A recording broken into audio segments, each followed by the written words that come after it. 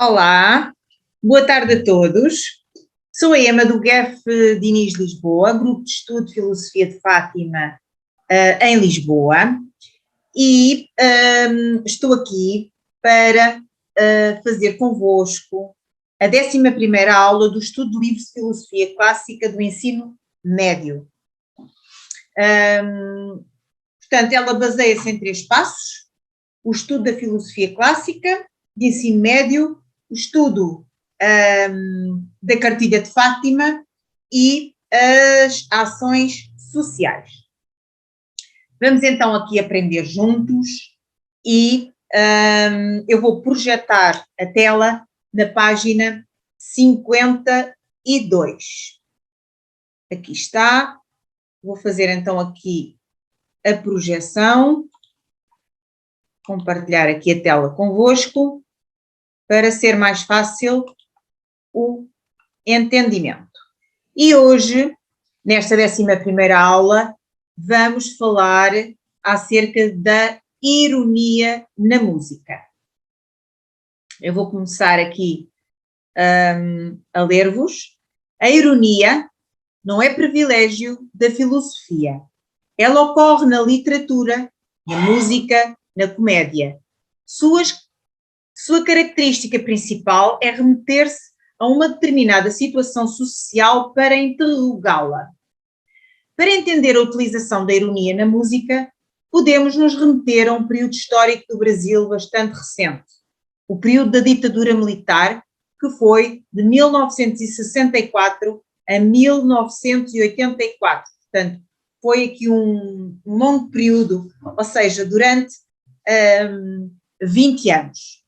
Durante boa parte desta fase da nossa história, os cidadãos eram proibidos de expressar seus pensamentos a respeito da política, da economia e até da sexualidade.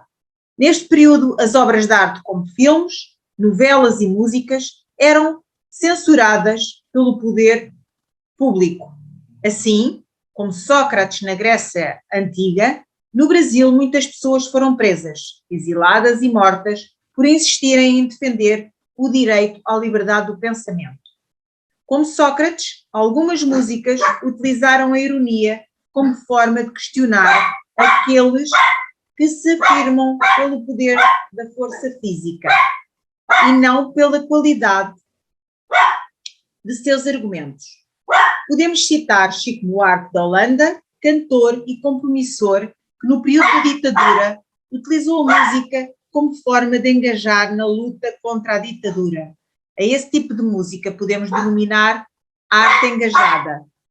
A música Acorda Amor é um exemplo do engajamento da arte nas questões sociais e políticas do Brasil.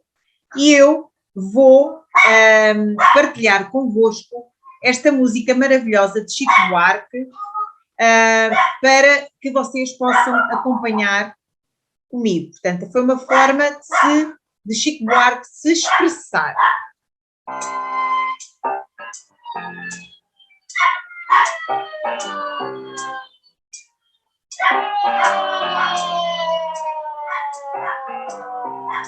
Deixa eu ler. Acorda, amor. Eu tive um pesadelo agora. Sonhei que tinha gente lá fora batendo no portão. Que a aflição era dura. Numa muito escura viatura, minha nossa santa criatura. Chame o ladrão, chame o ladrão. Chame o ladrão. Não é mais pesadelo nada. Tem gente já no vão de escada, fazendo confusão. Que aflição são os homens. Eu aqui parado de pijama.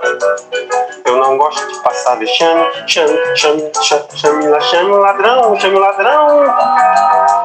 Se eu demorar uns meses, convém às vezes você sofrer. Mas depois de um ano eu não fico. Põe a roupa de domingo e pode me esquecer. Acorda, amor, que o bicho é bravo e não sossega. Se você corre, o bicho pega. Se fica, eu não sei não. Atenção, não demora. Dia desse chega a sua hora. Não discuta à toa, não reclame, clame. Chame lá, clame lá, chame o ladrão. Chame o ladrão, chame o ladrão.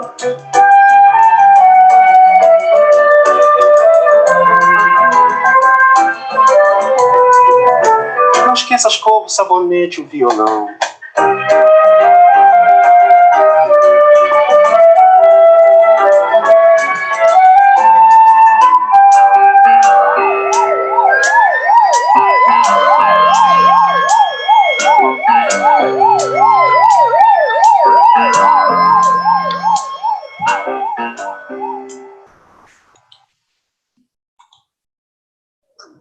Então, espero que tenham gostado aqui desta musiquinha do Chico Buarque, portanto, uma forma que ele, não havendo na altura liberdade de expressão, não se podia, portanto, dar a nossa opinião, é uma coisa que hoje em dia nos parece impossível, mas efetivamente não se podia ler um livro que quiséssemos, ver o filme que queríamos, ouvir a música que gostássemos, porque efetivamente se alguém não quisesse não podíamos fazer, então ele arranjou esta forma de se expressar.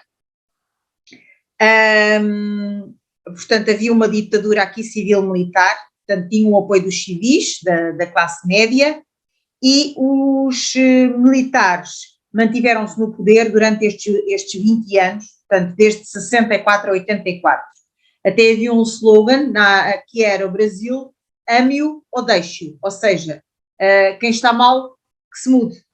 É uma forma de dizer quem está mal que se mude. É um ditado que hoje em dia nós utilizamos e efetivamente não está correto, porque se algo está mal, vamos então pôr bem, colocar bem, para que as pessoas não tenham que se mudar, porque é muito mau sinal quando nós utilizamos este ditado, às vezes inconscientemente.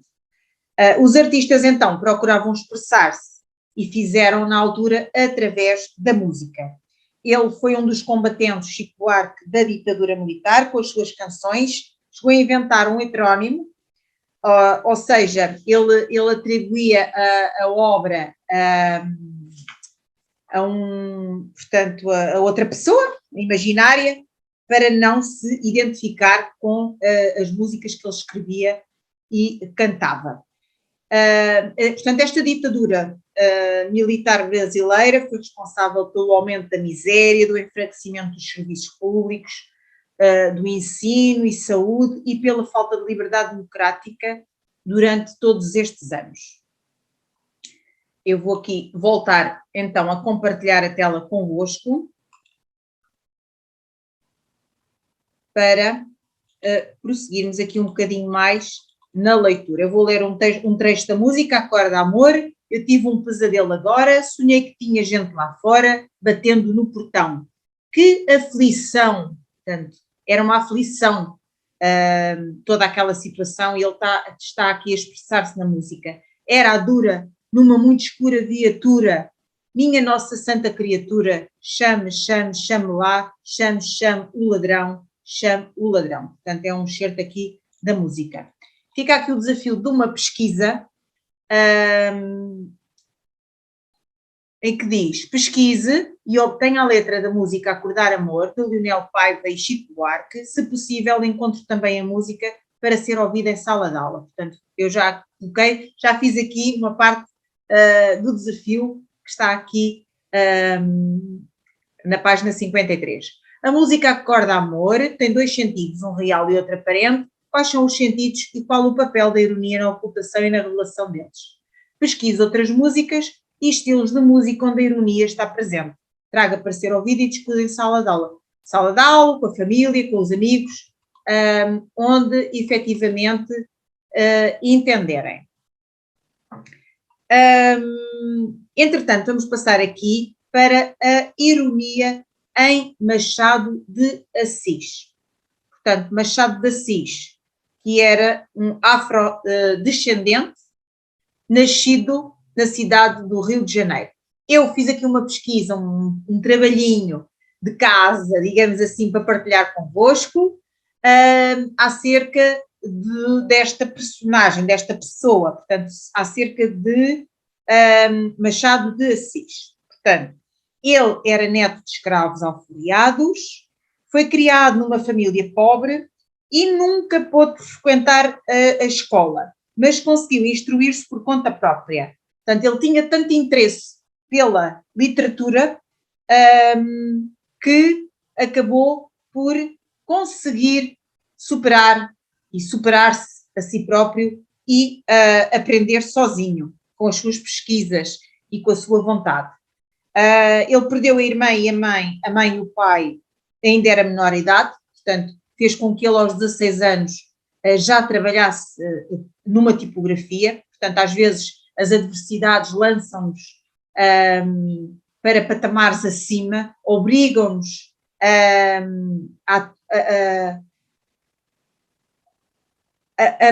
como é que eu hei de explicar? Obrigam-nos a fazer certas coisas, mesmo que prematuramente, portanto, neste caso aqui ele era tão novinho aos 16 anos e já trabalhava, mas por outro lado foi aqui um desafio e acabou por ser bom porque ele já publicava alguns dos seus versos, portanto, vejam bem como tudo se desenrolou, portanto, na vida dele, a morte dos familiares diretos, o que o fez, que passo tão gigante que o fez dar. Entretanto, ele também casou e publicou alguns romances, possivelmente influenciado pelo casamento e pela sua vida amorosa com a sua esposa. Na década de 80, ele publicou Os Costumes de Brás Cubas, que eu já vos vou falar aqui mais à frente e também ler aqui um bocadinho sobre isto. A partir daí, a ironia, o pessimismo, o espírito crítico e uma profunda reflexão sobre a sociedade brasileira tornam-se as principais características das suas obras. Portanto, as suas obras baseavam-se nestes conceitos. Após 35 anos de casamento, ele perde a sua esposa, isola-se em casa, portanto passou por um período péssimo e ainda escreveu, antes de partir, 2 romances. Foi decretado luto oficial no Rio de Janeiro. Portanto, foi aqui uma fase menos boa que ele passou com também a morte da esposa. A ironia em Machado de Assis. Vamos então aqui, vou só aqui interromper um bocadinho a tela.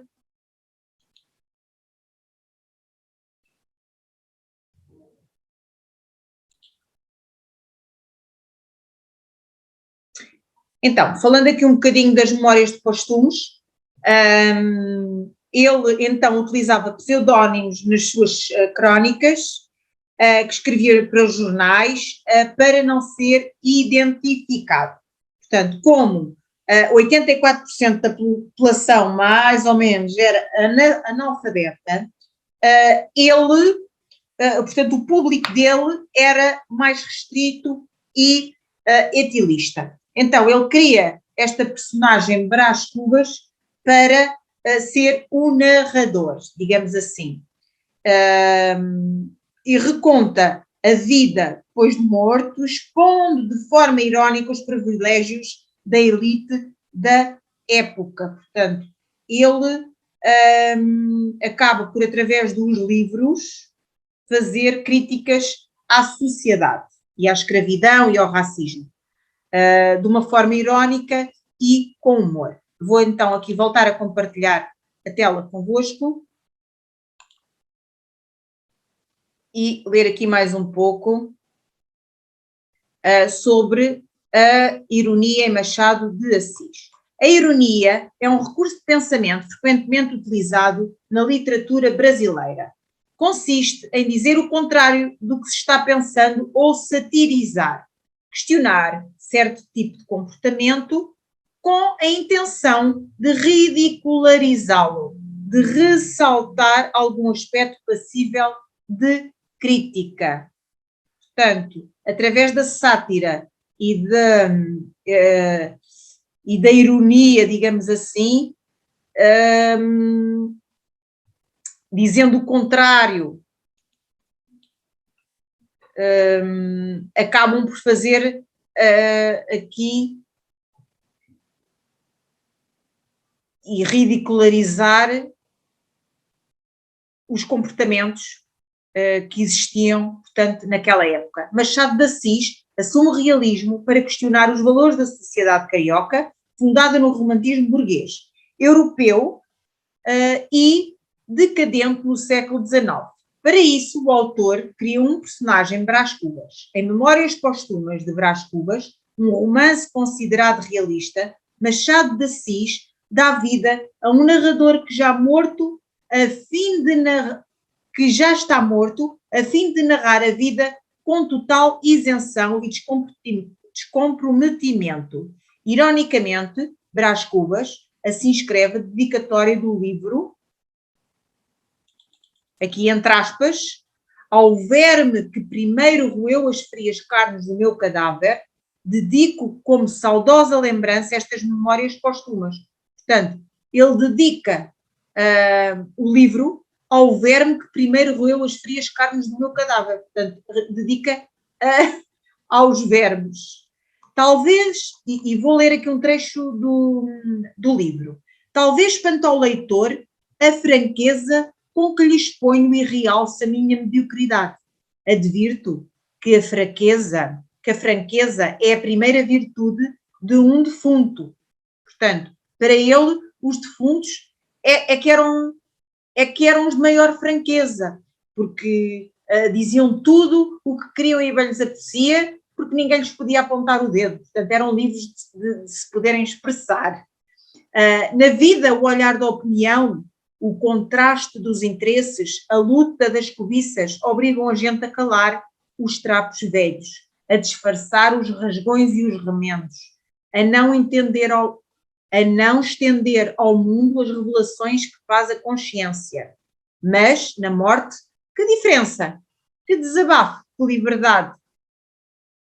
Como a gente pode sacudir fora a capa, deitar ao fosso as lantejoulas, despregar-se, despintar-se, desafeitar-se, confessar lisamente o que foi e o que deixou de ser. Portanto, depois da morte, estávamos despidos de tudo. Podíamos ser o mais sinceros possíveis e revelar tudo o que fomos e o que não fomos, e o que fizemos e o que não fizemos, e porque é que não fomos e porque é que deixámos de ser. Deixou de haver a preocupação de ser julgado, digamos assim. Porque, em suma, já não há vizinhos, nem amigos, nem inimigos, nem conhecidos, nem estranhos. Não há plateia. Portanto, aqui ele define mesmo de um modo abrangente. Não há plateia, não há ninguém que nos possa dizer, criticar, censurar, ou, como quem diz, não temos ninguém ao nosso redor, podemos dizer aquilo que queremos, não estamos presos a nada, somos o que somos. E é mesmo isso que ele quer dizer aqui. O olhar da opinião, esse olhar agudo e judicial, perde a virtude, logo que pisamos o território da morte. Não digo que ele se estenda para cá e nos não examine, julgue, mas a nós é que se nos dá do exame nem do julgamento. É que não se nos dá do exame nem do julgamento. Ou seja, até podemos ser julgados, mas a nós não nos interessa. Portanto, já não, tanto faz. Senhores vivos, não há nada tão incomensurável como o desdém dos finados. Ou seja, ele critica aqui o desdém. Ele diz, não há nada tão incomensurável como o desdém dos finados. Então, terminando aqui o último parágrafo, Machado de Assis, a partir do realismo, faz uma forte crítica ao romantismo. O romantismo exerceu forte influência na elite burguesa, na elite burguesa carioca no final do século XIX, apropriando-se do ideário burguês europeu. Ao criar o personagem Brás Cubas, Machado de Assis buscará, por meio da ironia, criticar esse ideário burguês. Ao dedicar o livro ao verme que primeiro roeu as frias carnes do meu cadáver, Brás Cubas ironiza o sentimento de superioridade da elite carioca, indicando que todos serão comidos pelos mesmos vermes, portanto, vão todos para o mesmo sítio. Ao contrário de Sócrates, que na visão de Merleau-Ponty, já vista anteriormente, não gozava de imunidade literária. Para Brás Cubas, essa imunidade não é suficiente, pois somente a morte é que lhe permite falar livremente de si e dos vivos, fazendo pouco caso do julgamento desses últimos. Portanto, para ele, portanto, Sócrates não gozava de imunidade literária, portanto, ele não sentiu essa necessidade de arranjar um pseudónimo para substituir o seu nome, e para Brás Cubas nem a imunidade literária era suficiente, portanto ele diz aqui que a pessoa só é totalmente livre após, portanto, a morte. Deixo-vos aqui então uma atividade. O livro Memórias Póstumas de Brás Cubas tem inúmeros exemplos de ironia da vida social, de amor, da religiosidade, do ideário burguês. Procure na biblioteca de sua escola o livro Memórias Póstumas de Brás Cubas e, ao ler, anote outros exemplos de ironias para apresentar aos colegas da turma. Ou seja, neste caso podem fazer, como eu já disse, com amigos ou familiares, e está disponível na internet, trechos, pesquisas do livro, ou mesmo podem mesmo seguir aqui a sugestão de procurar numa biblioteca. A partir do estudo sobre a ironia, escreva um texto comparando a ironia na filosofia com a ironia na arte e na literatura. Portanto, é o desafio que aqui fica. Seguem-se aqui umas referências bibliográficas que aqui para o nosso estudo também não fazem sentido. Eu vou então interromper aqui o compartilhamento da tela e, portanto, achei bastante interessante esta forma de se expressarem, tanto através da música como através da escrita, criando um narrador para que não fossem, portanto, identificados e pudessem se expressar livremente. Vamos então aqui entrar para a parte da cartilha. Eu escolhi aqui a página 24, não seja escravo da ideia dos outros, porque considero que tenha muito a ver com este tema daquilo que nós estamos a falar. Portanto, não sermos escravos da ideia dos outros e termos as nossas próprias ideias. Vou compartilhar então aqui a tela.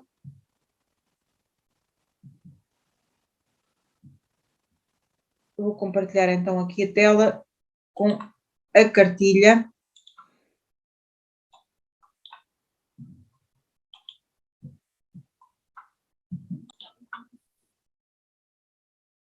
Então, vou compartilhar aqui a tela convosco da página 24 da cartilha de Fátima e vou-vos ler este trecho. Não seja escravo da ideia dos outros. Devemos respeitar toda a construção de pensamento, mas aceitar sem questionamento as ideias que as pessoas fazem sobre uma perspectiva religiosa é delegar a sua própria liberdade de consciência. O Criador pulsa dentro de nós. As respostas sempre estiveram muito mais próximas do que acreditávamos. O mecanismo de iluminação não pode oprimir. Os parâmetros de paz não coadunaram com o constrangimento do cerceamento de ideias novas com a premissa de respeito do construto teórico alheio. Reservemo-nos ao direito de sermos respeitados também. Busca Deus que habita em você, respeita o Deus que habita nos outros e o que for de controle e compulsão de outrem cabe-nos o respeito e não a absorção de conteúdos desnecessários ao nosso próprio desenvolvimento como ser, como parte da luz criadora. Some suas ideias às ideias dos outros, cresçam juntos. Essa é a lei do universo.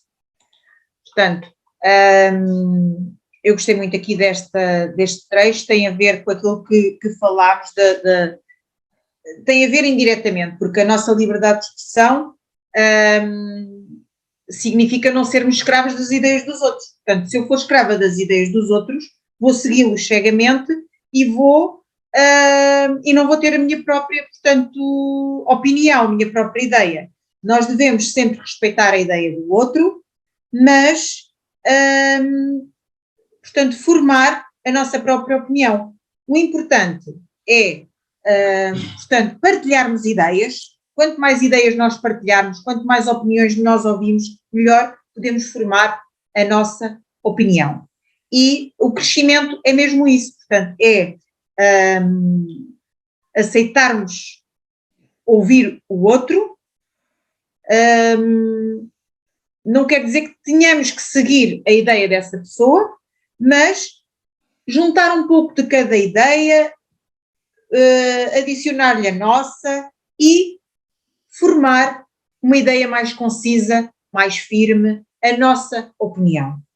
Portanto, não somos obrigados a seguir aquilo que os outros opinam ou aquilo que os outros nos querem incutir sem questionarmos. Portanto, o questionamento faz aqui muita parte de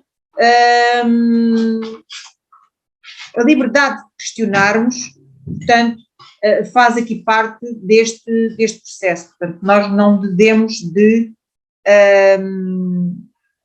aceitar só por si, porque é A, X ou B que o disse. Devemos questionar e sim, efetivamente concordar, seguir, porque não, aquilo que a outra pessoa nos diz. Isto é como se costuma dizer, os conselhos se fossem bons, vendiam-se. Portanto, nós devemos de ouvir, já mesmo quando aconselhamos alguém, não devemos dizer faz isto. Portanto, eu, no teu caso, faria assim. E a pessoa que também está a ouvir também deve ouvir com atenção, nós às vezes estamos a ouvir, mas não estamos a ouvir nada, não estamos a interiorizar nada, estamos até a fazer outras coisas e pouco estamos a captar, ouvir com atenção e depois até pode ser que possamos decidir seguir aquilo que a pessoa nos disse, mas devemos seguir a nossa própria opinião, a nossa própria intuição, diria até. E terminamos aqui o nosso estudo. Eu vou só sugerir a ação social. Portanto, a ação social, neste caso, é no âmbito daquilo que nós falamos, é uma sugestão para colocarmos em prática durante uma semana e se efetivamente virmos que resulta, é praticar diariamente. Portanto, as ações sociais não são só palpáveis, portanto, um telefonema a um amigo, a um idoso, a alguém que precisa, também é uma ação social. E neste caso, a ação social que eu sugeria neste contexto é parar quando alguém está a falar connosco, ouvirmos aquilo que a pessoa nos disse, interiorizarmos, não temos que seguir aquilo que a pessoa disse efetivamente, demonstrar a nossa própria opinião de uma forma correta, porque às vezes nós discordamos, mas a maneira como discordamos faz efetivamente toda a diferença também para que o outro compreenda e até aceite. Portanto, é esse o desafio que eu vos deixo, pratiquem, vejam os resultados e depois escrevam aqui nos comentários deste vídeo. Eu ficaria muito contente desta aula, desta nossa 11ª aula, e eu tenho a certeza que se vão surpreender convosco. Portanto, ouvir, refletir, pensar, ouvir com atenção. Quando alguém está a falar connosco, e efetivamente termos a nossa própria opinião. E quando discordamos, dizermos aquilo que achamos de uma forma correta. E depois, se efetivamente virem que foi bom para vocês, é praticar todos os dias, porque quanto mais praticamos, mais vamos enraizando, portanto, isto no nosso dia-a-dia, na nossa maneira de ser e de viver. Gostava muito que se pudessem deixar aqui depois o vosso feedback desta vossa ação social para convosco e para com os outros também, está bem? Porque isto pode melhorar em muito a vossa comunicação. Agradeço muito esta oportunidade, esta filosofia que faz parte dos meus dias, a filosofia de Fátima, e quero-vos agradecer por este bocadinho, fiquem bem e mandar-vos um beijinho.